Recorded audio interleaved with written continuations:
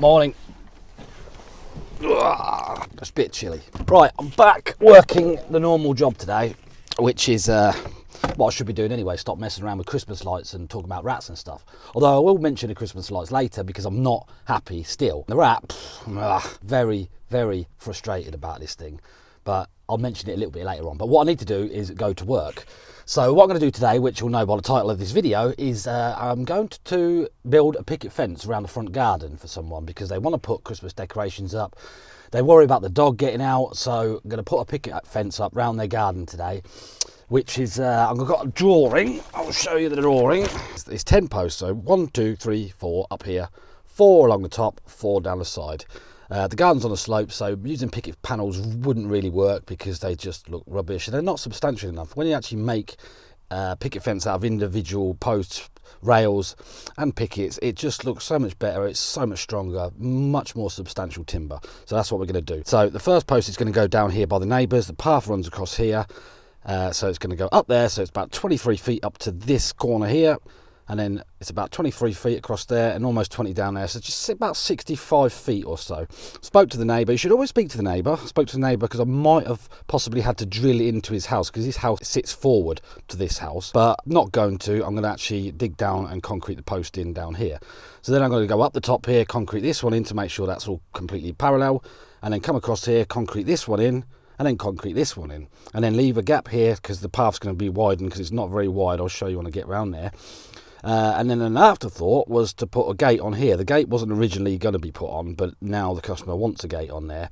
I haven't got the materials for it. It's not really a problem. So what I'll do is when it's all in, this final post is in and the picket fence is all done and finished, then I can measure across there, go and get the materials, make up the gate. So yeah, I'm going to get round there and show you exactly how it's going to pan out. So get moving. Can't even find my keys, moron. I went by your house, what a big mistake. But for a while I thought that I wouldn't break. I need something else to clear my head. Someone to tell me how to live instead. Just open your eyes and take my advice. Stop rolling the dice and just compromise. It's the chance of your life. Okay, try to be brave. You have so much to save. Take control of your own life. Right now, every mistake makes you feel like you're fake. Take control of your own life.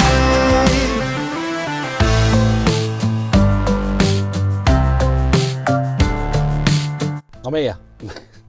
That wasn't cut, that wasn't time lapse, that wasn't. I am literally just here. I'm working about 150 feet away from my house.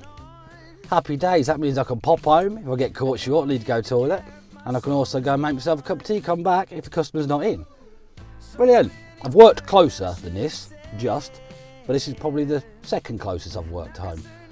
So let's get over there and show you exactly what's happening with the picket fence. Okay, like I said, first post is going in down there by that house wall, all the way up to the footpath at the top, all the way along to the front of this footpath, down the steps to about here. These slabs are going to be extended because you can see the mess where the pushchair's going in and out of the house. This is actually my mate's house, but it's still a job. So it's going to end here, and then like I said, the afterthought is to put a picket gate along here. So it's going to be 1, 2, 3, 4, 1, 2, 3, 4, 5, 6, 7, 8, 9, 10, no, 4 along there, 4 along there, 4 along here. The first things first is to dig all the holes out. So start in that corner by that house, measure across, get that nice and level with that one, across to here nice and straight, across to here nice and straight. Once these 3 holes are in and all stringed out, the inside ones are easy to do. So grab some tools and dig, warm up. You have so much to say, take control of your own life. Okay, try to be brave. You have so much to save, take control of your own life. Right now, every mistake. Warming up nicely. So what I've done is put the first hole in, although I've actually hit the footings of the neighbour's house. So I'm going to have to get a wrecking bar and try and break away. I've just got to go a little bit deeper, just a little bit. Failing that, I can affix to the house wall because he's gave me permission for that. But I'd like to just try and go a little bit deeper and not touch the house wall. I sunk in the hole at the top there and the hole at the top of the other end. So I'm now going to sink in these 3 posts and string them along to get the line perfectly for the in-between posts. So there's 2 posts in between each one. I'm going to leave that bit to the end because I need to know exactly. I don't want to make the picket gate too heavy so it swings. It can droop on its hinges. One thing to remember when you're doing this though, especially like when you're digging any hole, but especially when you're digging holes close to houses, always don't go gun-ho straight into the hole. Don't go dig, dig, dig. Check, go in carefully, very carefully, because you don't really want to mess around with services like water, electric, that sort of thing. So just go in very carefully. Obviously you can see down here in this corner, you can see a cable which is very close to the hole that I'm digging just there. And that one there is only about 1.5 feet away from a water inspection chamber. So just be very careful when you go in, especially with a wrecking bar and a sharp shovel, because you don't really want that at all. That expense is no. So I'm going to go and get some post mix, get these 3 sunk in. I've actually bought 8-foot posts, and these only need 4 foot, so I'm going to cut the 8-foot posts in half to give me my 10. So I bought 5 8-foot posts. But because obviously I'm cutting them, they're treated anyway, but what I'm going to do is coat them in bitumen for the 16 inches that they're going. These are going in 16 inches because the pickets are 3 foot high, the fence posts are 4 foot high, so they're going to go in 1 foot 4 inches, so the top of the post will be 4 inches down from the top of the pickets. But I'm going to coat them in bitumen to prolong the life of the wood rotting, because obviously you don't want it to rot, especially when I've just given it a fresh sawn bottom, and you don't want the water seeping in there because it will rot quicker. So get them coated, get these 3 in first.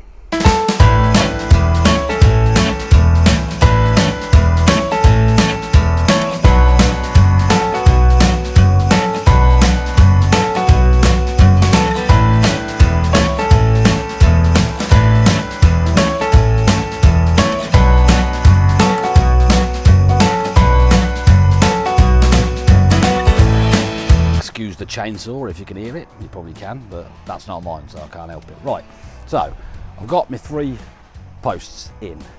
What I'm going to do now is string line between all 3 of them. Then I've got my line to then start putting the in-between posts. So 2 posts.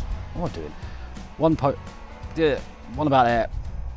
One about. This is hard. It's backwards. Anyway, 2 in between the posts that I've sunk in already. So I'm just going to get my longer tape measure so I can measure and get them exactly. So like in the 3 sections that they're going to be, and then get them ones sunk in. Once them ones are sunk in, I'm going to come down here, sink in the 2 that are coming down here, 2 or 3 down here, and then I'm going to start getting the rails on. That's the plan for today, was to finish with just the rails, and then I'll start the pickets tomorrow. But it's just a waiting game, waiting for the bitumen to dry, which is difficult, backwards and forwards to the van, but luckily I'm near my house, so right, yeah, crack on, stop messing around.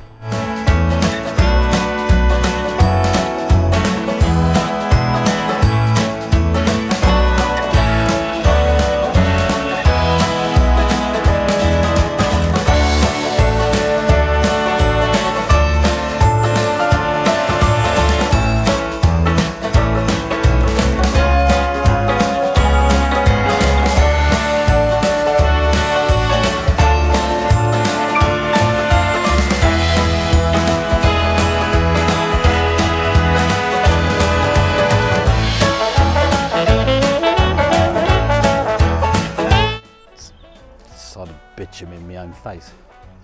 Right, the drizzle's now turned into rain. It's starting to get messy with obviously all the mud that I've left around. But that's all 10 posts in, all nice and square. I've had to compromise on 2 of the posts because the end 2 posts, because obviously the garden's not square at all, so I've had to like put these posts kind of like in the middle of level that way and level that way. The same with the one at this end as well. You can see obviously down the line, straight down the line, all nice and level, the end post slightly twisted to try and keep it in line with the posts going down this way as well. But you won't see that once the Harris rail's on and the gravel boards. So that'll be the job in the morning, get the drills charged up. So I'll show you down this corner. So like I said, I decided, what am I doing with that? Put that down.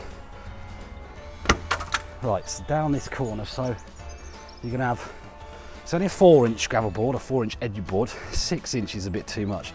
So down in this corner, there's just enough room, the first post against the house. So you see there's just enough room to fit the edging board and the cant rail in there. And then I'll fix this one with long coach bolts from this side. And then obviously the rest of it, once you go that way, you'll be screwing in from that side, top rail in, and along you go. So yeah, that'll be the job in the morning. So I'm going to leave the mess as it is. There's not really anything, I didn't hit any surfaces or anything, so job's good, and had enough postcrete. Only half a bag spare, so not bad. Tidied up the best I can, leave it as it is. Get here in the morning, get all the rails, all the gravel boards, get them all in here, get them all up, and then it'll be time for the pickets. And then we'll sort out sizing to build the gate. So yeah, we'll do that in the morning. It is the next morning, and what a lovely one it is here in England. It's been raining constantly now since the early hours of this morning, and it's set to rain all day long until it cools down later on in the early hours again, and it's going to turn to sleet and snow. But unfortunately, this has got to be done today. So anything that weather would affect, like setting concrete and stuff, that's been done. So it is gravel boards, rails, pickets, and then we'll think about the gate afterwards. So I'm going to try and film as much as I can today, but it's going to be difficult with the weather. But anything I can't do, I'll voice over in the comfort of my armchair later with the mulled wine to make sure I still give you the instructional information you need at this important bit, which is obviously the timber work to get your picket fence right. So I'm going to start unloading all the timber and get wet.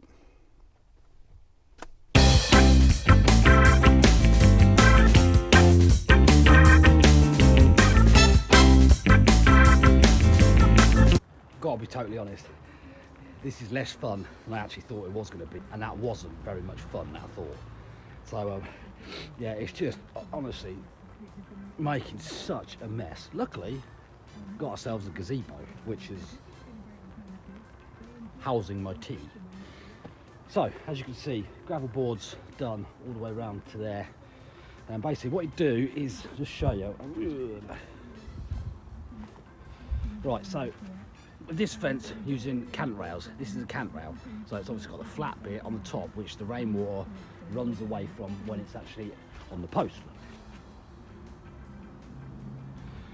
And what you have to do is, because obviously the cant rail is 2 inches, you need to get an offcut of cant rail to bridge the gap between the gravel board and the post on every post. So it's 10 posts, and then obviously the corner posts we've got 2 on, so one from the front bit, one from the side bit, so that the gravel boards can then sit on. So then when you put the pickets on the outside, the pickets will then sit flush with the board at the bottom.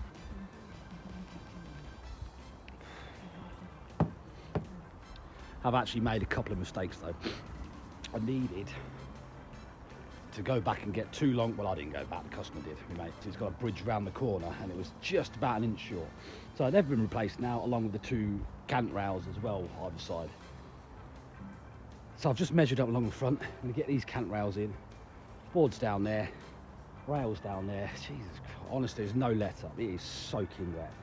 And another mistake I made, I don't know why, I think I was on the phone at the time, but I wanted 2.5 feet pickets.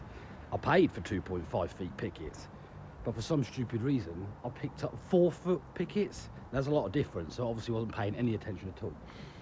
So every single picket is going to be cut down by at least 1.5 feet. But it won't be a problem, just go through a circular. So I'm going to get off the phone and carry on, because it's literally just miserable.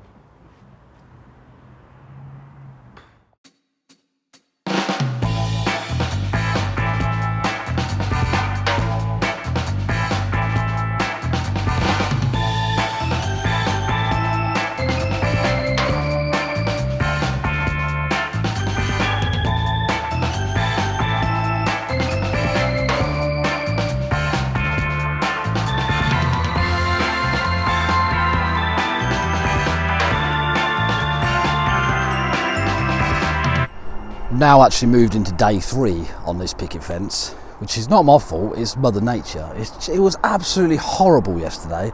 You can see the state of the ground, proper disgusting.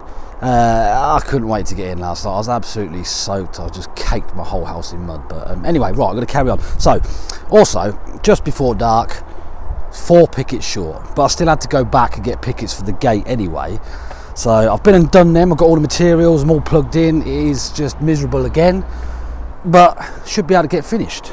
Only about an hour or so, so I'm going to make this gate up, and I've got to take all the excess from the 4 feet pickets that I bought as well, which I'm going to stack them up on my shelf, dry them out, and then burn them when it gets really cold and miserable. Even more cold and miserable. Materials.